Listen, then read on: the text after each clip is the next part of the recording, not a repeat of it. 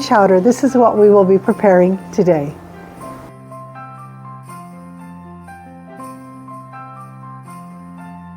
Hi everybody, Katerina here. Welcome to my home.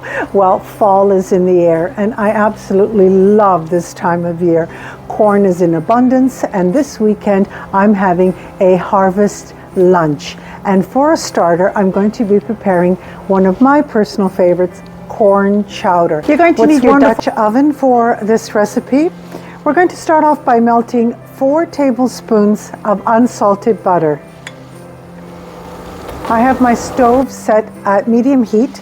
Now I'm going to add 1 diced sweet onion and I'm going to let it saute for approximately 10 minutes. A little bit of salt and we're going to forget about 6 cups of fresh kernels. Just going to clean the corn, remove all the silk. Just going to cut the bottom part of the corn out. This way I can keep it straight, and all we're going to do is just cut the kernels. That's it. So here we have 6 cups of fresh kernels. I'm so excited that I'm making this dish. I absolutely love it. I'm going to add the 6 cups of fresh kernels to my onion mixture and I'm going to let it saute for 25 minutes.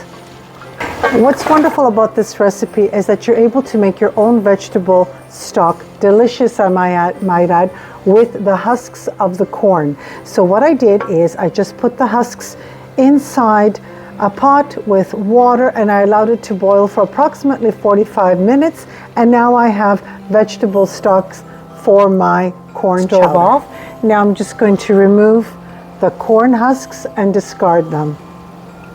Here's a little bouquet of thyme from my garden. I wrapped it up in some cheesecloth and I tied it securely with some cooking string, and I'm just going to add it. This way I can remove it before serving. Parboiled a little bit over a pound of fingerling potatoes. Now I'm just going to cut them a ½ inch thick and add them to my corn mixture. Vegetable stock, I'm just going to add a little bit of kosher salt. Just going to allow everything to cook for an additional 15 minutes. Everything is cooked beautifully. I'm just going to remove the bouquet now. I prepared 8 cups of vegetable stock, corn stock, but I'm only going to use 6 cups. The other 2 cups, I'm going to place it in a freezer for when I need to use vegetable stock again.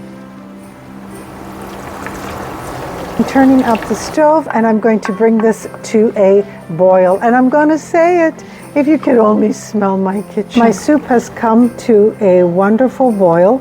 I'm just going to let it simmer for 5 additional minutes. I did taste it and it does need a little more salt. You season it to your liking. I'm going to add an additional teaspoon of kosher salt. I'm going to place half of this soup inside this heat-proof container. Now with my immersion blender, if you don't have an immersion blender, get one. They're fantastic and they're not very expensive. Now we're just going to puree the corn and the potatoes. Half a teaspoon of black pepper. Now you season to your liking. Okay, this is the texture that I like. You can go as smooth as you like depending on what you prefer. I'm going to add the soup that I had taken out before. Beautiful. Now I'm going to add 1 cup of homogenized milk.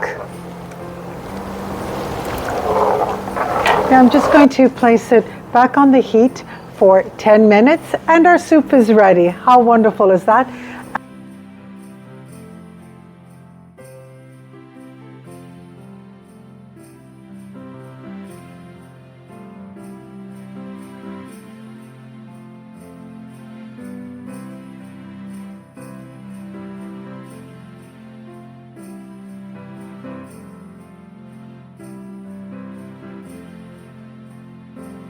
It brings me so much pleasure to bring you this wonderful corn chowder recipe. I mean, this says autumn comfort food. And what's lovely about this recipe is you can prepare it up to 2, even 3 days before your dinner party. I'm going to taste it for you. Oh, it's so good. It's so good. You really have to try this. I want to thank you so much for joining me today. I would like to wish you all a very happy Thanksgiving.